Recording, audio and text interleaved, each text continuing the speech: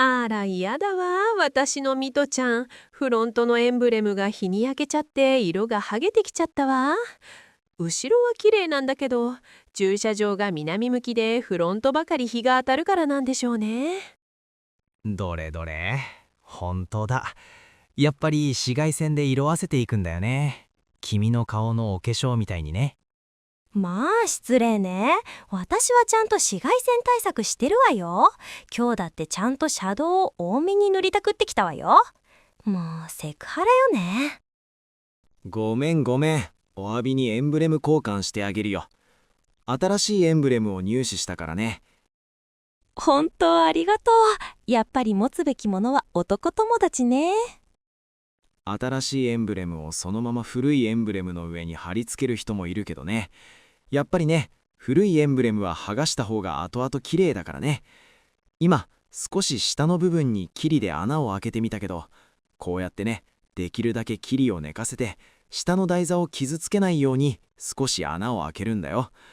場所は真ん中だと台座にスペースがあっていいんだけど、古いエンブレムも記念に残そうかなって思ってね。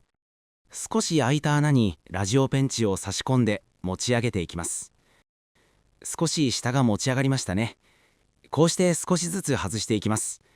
エンブレムは両面テープで接着させてあるので、寒い時期には糊をヒートガンで温めると効果的です。少し剥がしたところからこうしたペグを使って糊とアルミを剥がしていきます。後から知ったのですが、上を剥がしてその隙間にビニール紐を通して左右にしごくとカンカンに糊とアルミが分離できるようです。はい、アルミのエンブレムが外せました。台座にはゴム糊がびっしり残っています。この糊を剥がすのが時間のかかる作業になります。先ほどのペグが活躍してくれました。このペグもホームセンターで売っていますやら。大まかにペグで取った後、100均のシール剥がしスプレーも効果的です。はい、ゴム糊がきれいに剥がせました。台座はこんな構造になっています。一番下の溝に切り込みが入っていますから、そこに新しいエンブレムの合わせ目をはめ込んで上下を合わせます。